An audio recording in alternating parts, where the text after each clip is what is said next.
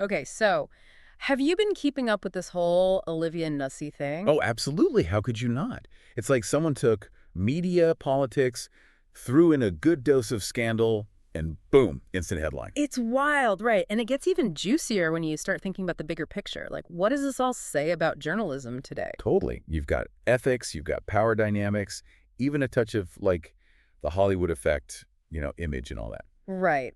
Okay, so for anyone who hasn't been glued to this story, Olivia Nuzzi, she's a political reporter known for like really sharp writing, mainly for New York Magazine. Yeah, she's got a reputation. And recently, she wrote this big profile on, drumroll please, Robert F. Kennedy Jr. Ah, yes, RFK Jr. And that's where things take a turn, to put it mildly. Understatement of the year. So allegations come out, and these aren't just any allegations. We're talking about a potential romantic relationship between Nuzzi and Kennedy. Who, might I add, is 70 years old and married. 70.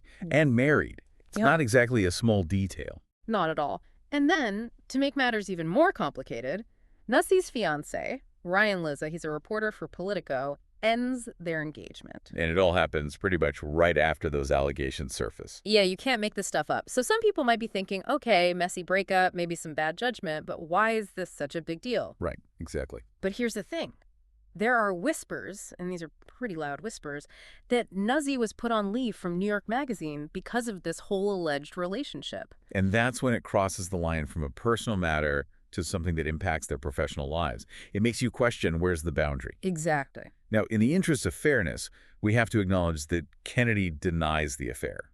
Flat out denies it. Okay, fair enough. But, and there's always a bit, isn't there? Court documents from Nuzzi and Liz's legal battles tell a different story. Like, there's stuff in there about Kennedy wanting to control Nuzzi. And get this, impregnate her. Oh, wow, I did not hear that part. Yeah, those are some pretty strong words. And then there's Liza. He's dealing with separate allegations from Nuzzi about blackmail. It's like everyone's got their own version of the truth. So who do you believe? Right. It's a good reminder that there are always multiple sides to every story, and jumping to conclusions helps nobody. What's really got people talking is how Nuzzi's been keeping a low profile ever since the allegations came out. Well, she was keeping a low profile. Oh? Yeah, until recently, that is. Oh. Tell me more. Where did she pop up? Get this.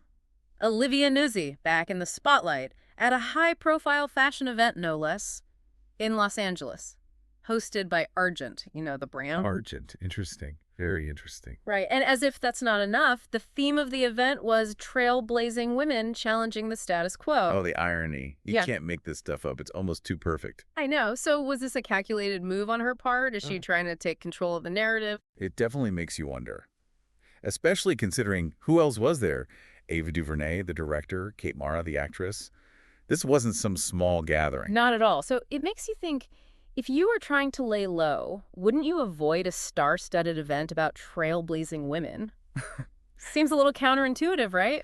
To say the least. It begs the question, what's the game plan here? Is this the start of a bigger media moment for her? No. A tell-all book, a bombshell article? Maybe even a documentary. Oh, totally. There's so much potential for her to tell her side of the story, to control how she's perceived. It really makes you think about the whole dynamic of power. You've got a journalist who built a career on covering powerful people, and now she's the one in the middle of the storm. It's true, and it makes you wonder, in the age of instant information, social media, how much of someone's personal life is actually off limits? It's a question we're grappling with more and more these days, especially when it comes to public figures. So where does Nuzzi go from here?